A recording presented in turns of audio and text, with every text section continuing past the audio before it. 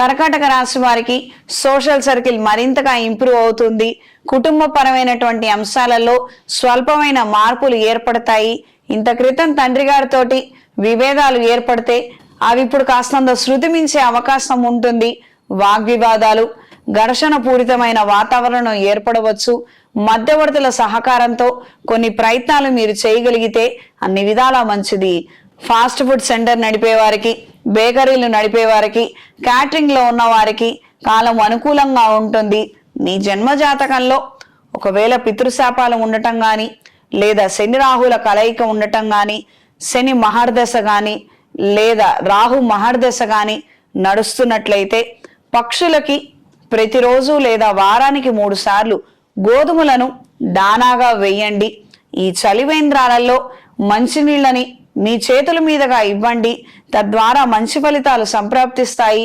క్రమం తప్పకుండా ఈ పరిహారాలు మీరు పాటించగలిగితే ఈ జన్మ జాతకంలో ఉన్నటువంటి దోషాలు క్రమేణా తొలగిపోయి మంచి ఫలితాలను మీరు అందుకోగలుగుతారు.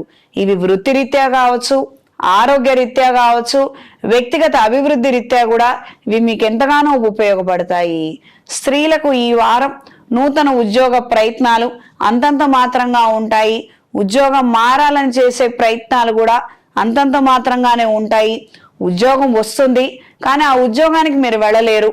ఎవరికో బాలేదు, ఏవో కొన్ని కారణాల నిమిత్తం కొంతకాలం మళ్ళీ ఉద్యోగానికి సెలవు పెట్టడము, లేదా వచ్చిన అవకాశాన్ని చేజార్చుకునే విధంగానే పరిస్థితుల్లో స్వల్పమైన మార్పులు ఏర్పడతాయి.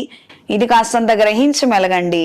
దూర ప్రయాణాలు, ఆకస్మిక దూర ప్రయాణాలు అనుకూలంగా ఉంటాయి.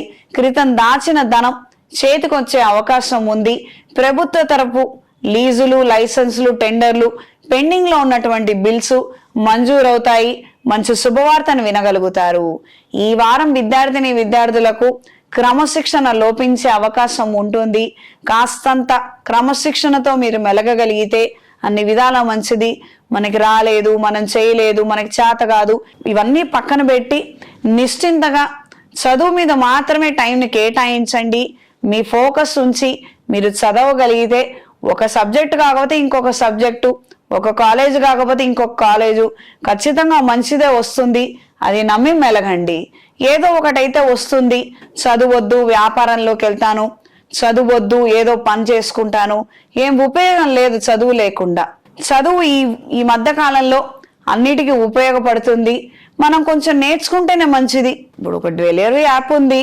ఆ డెలివరీ యాప్ గురించి కూడా మనకి తెలియాలంటే కాస్తంత అక్షరజ్ఞానం ఉండాలి. ఏవో ఇతర ఉన్నాయి. సేల్స్ ఎగ్జిక్యూటివ్స్ కావచ్చు, క్యాషియర్స్ కావచ్చు, సూపర్ మార్కెట్లో పనిచేయడానికి కావచ్చు, లేదా మనమే ఒక సూపర్ మార్కెట్ పెట్టడానికి కావచ్చు. మనకు కాస్తంత అవగాహన అనేది ఖచ్చితంగా ఉండాలి. మనకి లెక్కలు వచ్చి ఉండాలి.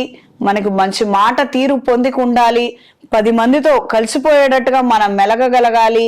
అన్ని విషయాల గురించి తెలుసుకోవడానికి చదువు కూడా అవసరం ఉండాలి. ఇవన్నీ గ్రహించి మెలగండి. ఏదో 1-2 పోయాయని, మనకి సరిగ్గా రాలేదని మాత్రం మీకుగా వెనకడుగు వేయద్దు. తక్కువ అంచనా వేసుకొని మరింత ఇబ్బందికరమైన వాతావరణంలోకి వెళ్ళవద్దు. ఈ వారం కర్కాటక రాశి వారికి కలిసొచ్చే రంగు గోధుమ రంగు, కలిసొచ్చే దిక్కు తూర్పు, కలిసొచ్చే సంఖ్య 5. ప్రతిరోజు దుర్గాదేవి ఖడ్గమాల స్తోత్రాన్ని పఠించండి. దగ్గరలో ఉన్నటువంటి అమ్మవారి దేవాలయంలో కుంకుమార్చన జరిపించండి.